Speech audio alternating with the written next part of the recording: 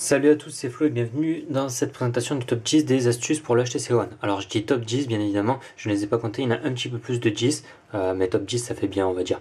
Je vais commencer des choses toutes simples, je vais aller vers quelque chose d'un petit peu plus poussé. Alors la première c'est le déverrouillage de l'écran de déverrouillage. Vous savez qu'on peut le débloquer comme ceci, mais on peut aussi très bien le débloquer à partir de la météo ici, ou on peut aussi le débloquer à partir d'une application, par exemple l'application caméra, on la fait slider vers le haut comme ceci, et on arrive directement sur notre application caméra. Ces applications, on peut les modifier dans la barre tout en bas. Comme vous avez vu ici, j'ai créé des dossiers. Pour les modifier, il suffit de prendre une application comme Skype et la rajouter dans le dossier en bas. Pour enlever ce dossier, on enlève tout simplement Skype, on le positionne où on veut, ici par exemple, et on se retrouve avec notre application tout en bas. Quelque chose de simple. Suivante, donc créer un dossier, je viens de vous montrer comment c'était fait. Ensuite, une autre chose toute pratique, vous appuyez sur le bouton Home et vous savez, donc c'est le bouton Home ici, ça va sur l'écran, le menu. Souvent on arrive sur le Blink Feed qui est ici. Alors en restant appuyé sur l'écran, notre fond d'écran, on arrive sur ce menu-ci. Ce menu nous permet entre autres d'ajouter des panneaux, des raccourcis, etc.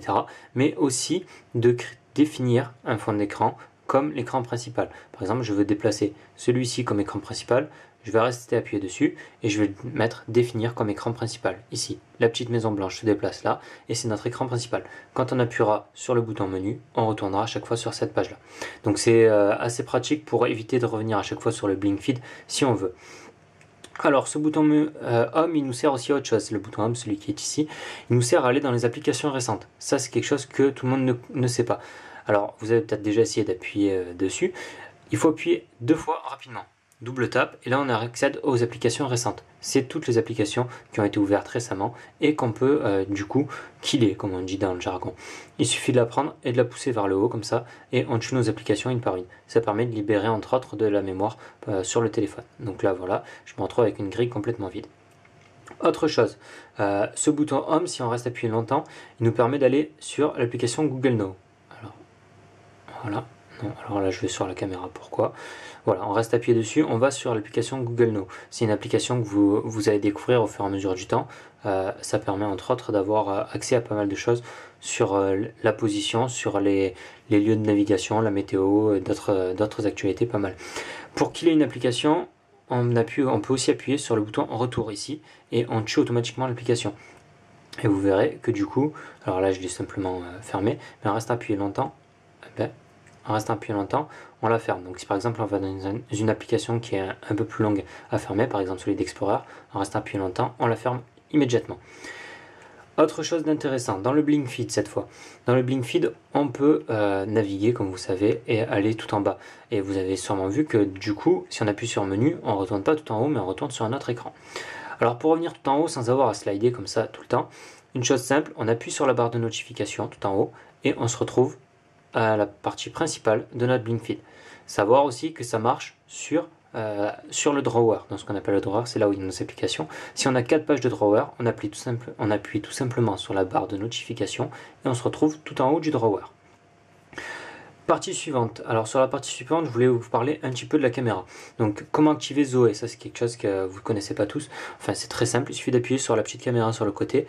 Zoé c'est quoi? Ça nous permet d'enregistrer en fait une vidéo de quelques secondes. Donc là la caméra rouge, c'est enregistré. On va ensuite sur notre vidéo et on peut la modifier à notre guise. Alors par exemple ici, je vais aller sur modifier. Et on va pouvoir ajouter des effets, retoucher, donc là par exemple améliorer l'image sur le visage, sur les yeux, etc. si on a pris une photo de personne, par exemple. Ensuite, ce qui est bien à savoir sur la caméra, on va désactiver Zoé, on va aller dans les paramètres. Et là, on a quelque chose d'assez intéressant. Donc, on peut régler la qualité de la vidéo, bien sûr. On peut régler le thème de la vidéo. On peut mettre une vidéo en ralenti ou une vidéo en 60 images par seconde. Quelque chose de très intéressant pour les personnes qui souhaitent faire du ralenti, par exemple. Ensuite, quelque chose d'intéressant, c'est la prise continue. Alors là, vous pouvez l'activer pour 20 images par seconde ou, comme moi, la désactiver. Ça permet, entre autres, de faire une prise de vue continue, c'est-à-dire de rester appuyé sur le bouton ici et on voit que les images s'enregistrent automatiquement. Je dois avoir désactivé, oui, j'ai désactivé le bruit du retardateur, mais sinon on aurait vu, voilà, vous avez vu toutes les images que ça a pris. On peut définir une meilleure prise de vue, cliquer sur OK et ça garde seulement la meilleure prise de vue, donc la moins floue, etc. Ensuite, donc Zoé c'est fait, enregistrer une photo à partir d'une vidéo. Si on enregistre une vidéo, ici par exemple, je suis en train d'enregistrer une vidéo, on a le petit truc, on peut prendre une photo en même temps, on voit que la photo s'enregistre, mais on peut aussi retourner par la suite sur la vidéo, ici, et pendant qu'on est en train de lire la vidéo, on a notre petite icône où on peut prendre une photo.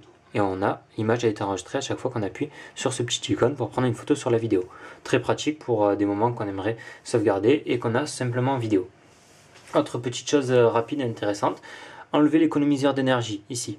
On reste appuyé sur l'économiseur d'énergie, excusez-moi, info de l'appli, forcer l'arrêt, ok, et là on n'a plus la petite barre. Alors pour la remettre, simplement on change de langue ou on réactive l'économiseur d'énergie. Quand on passe en dessous de 15%, c'est ce qui se passe. Donc parfois il va falloir quand même la réenlever. On a aussi d'autres choses intéressantes comme le vibreur. Pour ceux qui ne sont pas foufous du vibreur, on peut désactiver le vibreur en allant dans son, retour vibreur pour les appels par exemple ici, mais aussi en allant dans langue et clavier. Dans langue et clavier, si on va dans, je crois que c'est HTC Sense Input, on a retour vibreur. Alors là, ça nous permet de désactiver le vibreur pour les boutons Home par exemple. Voilà, quelque chose d'intéressant. On peut aussi, alors là, je vais vous expliquer comment écrire un SMS avec la voix. Donc là, on se retrouve en train d'écrire un SMS. On va sur Ajouter du texte. On sélectionne ici le petit micro. En français, on peut dicter ce que l'on veut et le texte est traduit.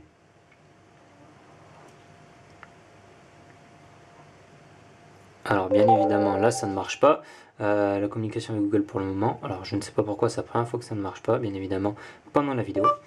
Bonjour, comment vas-tu? Je suis en train de faire une vidéo